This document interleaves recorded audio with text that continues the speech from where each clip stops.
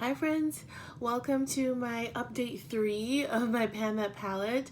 I can't believe it's already been 3 months since I started the challenge in the beginning of the year, and so far I've had so much fun doing it, so let's get right into it. So let's start as always with the companion palettes because this palette doesn't have a highlight shade, so this is the shade I've been using, just a random single in my singles collection. Look at the pan there. I have expanded it since the last update, and I can't wait to finish using this because I have lots of pale shades like this for highlighting the brow bone, so I'm excited to go through all of them one by one. And then the next one is the ever no pan of these two shades here. You can see that there's a big dip, but no pan ever. And I've been working on these for, if you know, for almost 2 years now, a year and a half at least. There are significant dips, but there's just no pan yet, no side pan. I use these two in combination to blend out the middle of my crease. So this is the update on my companion shades, and then ta-da, here is the palette.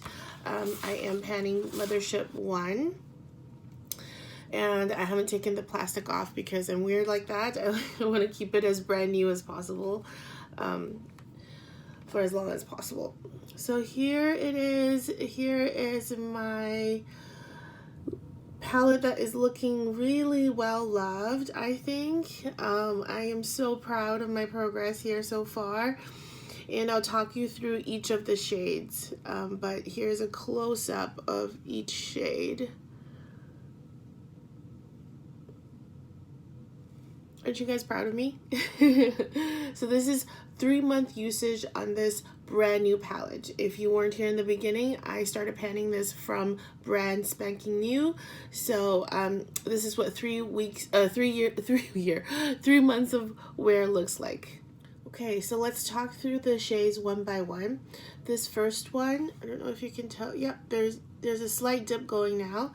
I realize I haven't told you guys this is the names. I feel so bad. So this is called Skin Show Nude, this color. And I used it 13 times last month. And since the very beginning, it's been used 33 times. And I use it here to highlight my inner corners. So I've already met my first goal, which is use each shade for 30 times. So this goal has been met, and now my stretch goal, which I think I will easily meet as well, is 60 uses. So it's well on its way to 60 uses. I love it for highlighting the inner corner. This darker taupe matte, I used it a total of 16 times last month. 16 times, and then since it was first brand new, I've used it 48 times. So I'm so proud of that usage. That's quite a lot, 48 times in 3 months. And so I'm well past the first goal, and I'm on my second goal of 60 uses as well. And the name of that is Depth. Very, very appropriate, Depth. This shade is called the Ultimate Taupe, and I do believe it has the most wear. You see that really large dip there? That comes from I put my brush in the pan the same way every time. So I think I'm making great progress, and I'm really, really hoping to hit pan by next update. And how much did I use it last month? I used it 17 times for a total of 52 times since the beginning of the project. So 52 times in this matte. That's how long it took to form this dip. Absolutely enjoyed using them. I did say I had some trouble with them in the beginning, and I still sometimes do, just to be honest, these two. And unfortunately, they are the workhorses of the palette. Whenever I make any look, I have to use both of them. And they're fine. You know, they're in my crease and in my outer corner. The issue I was having with them is basically they don't blend out as easily as some of the other mattes that I have used. And it may be that cooler colors, maybe taupey colors, are harder to blend. I'm not sure because I don't have a lot of taupe colors to compare with. And on top of that, I got another comment the other day from an update video, and she said, yes, these mattes need babysitting. And that was exactly right. They need babysitting. You just can't swipe and go. You've got to sit there and blend them out for just a little bit longer than I'm used to. But by no means does that mean I'm hate panning it. They're perfectly good shades. And they don't make me look dead, at least not to my eyes, which is great because some cool tones can look almost gray. This kind of odd gray purple leaning that makes me look sick or dead. Which I stay away from. So these don't do that. So I'm telling you guys that I'm not hate panning it, but I don't love them as much as I want to, and I've definitely used them enough to really get a good feel for them. However, my opinion still may change in the future, so who knows. Also, what I've done is another friend of mine, Kat, on Instagram, she recommended that I use an Hourglass sort of face powder almost as a help for the blend. So I put down a layer of the Hourglass powder first, and then I blend these mattes on top, and that has really helped as well. So sorry for that segue, but I want to tell you what my opinion is of these mattes. So this gold, unfortunately, I've been trying to use it a lot to try to figure out how to use it properly for my skin tone, and it's just not very flattering, this gold for me. Even though I love the colors, this pale gold, such a pretty cool pale gold, it just doesn't flatter my complexion. I'm still struggling for ways to use it. I tapped it on top of my middle of my eyelid before for other looks, and it just looks very unnatural and stark, and just kind of, I just don't like it, and it highlights my hood, and I don't like it. So I'm really struggling on trying to find a way to use that. If anyone has any suggestions, I would love it. I did try less intense, more intense, but however way I'm trying right now, it's not working for that gold. So that's my most, I would say, problematic shade in this palette. So this gold, I did use it 3 times in the last month, and for a total of 9 times since the beginning of the project. So any help, suggestions there would be much appreciated. This one, oh, sorry, gold is called Pale Gold. Pale Gold 002, very appropriate. Now this color, guys, if you can't tell, it's my favorite color in the palette, I would say. I would say that for sure now, after using it for 7 times this month, for a total of 17 times this year. It's just beautiful.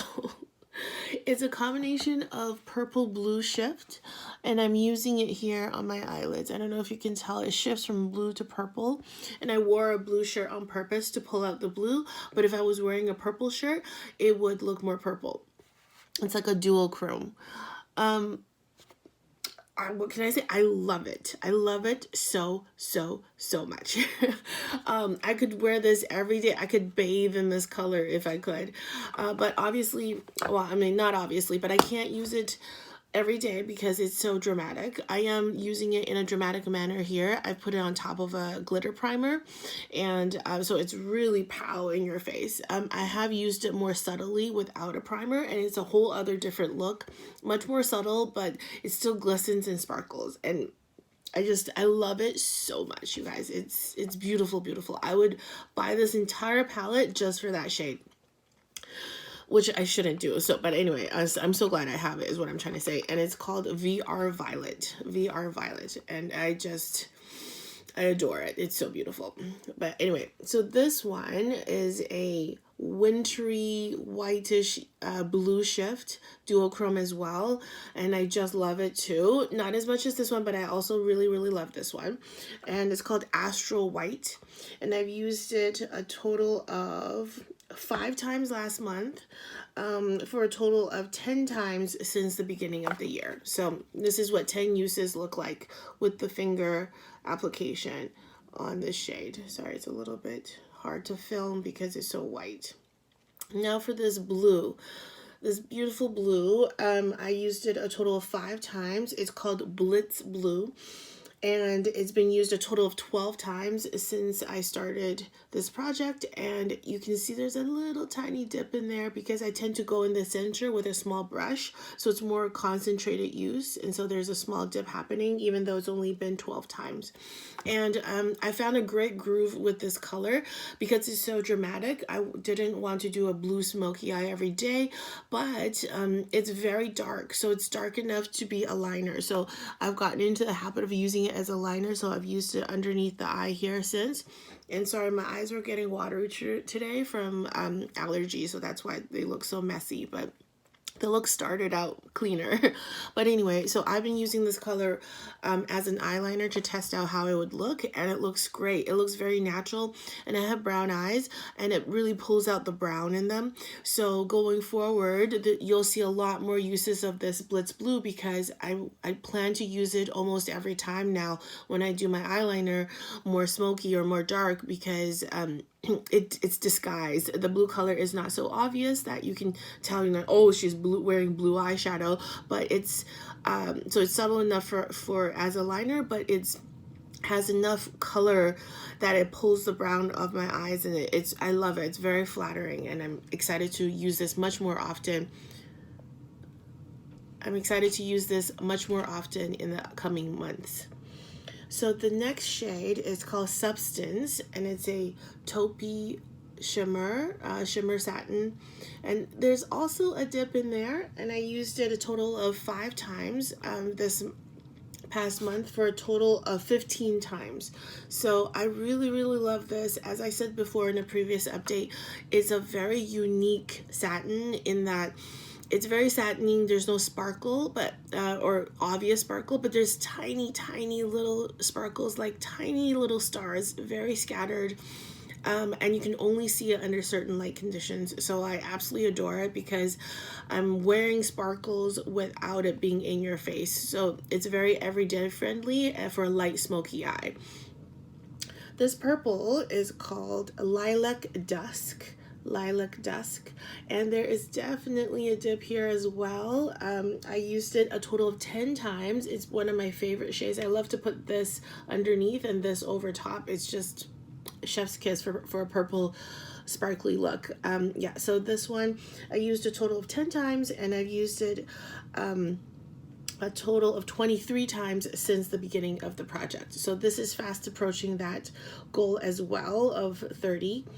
And then finally the black, I don't think you can tell at all, it's been even disturbed. It's a very tightly pressed matte, but I've used it a total of 15 times for the last month, and a total of 45 times since the beginning of the project. So I've used it 45 times, and you can hardly tell.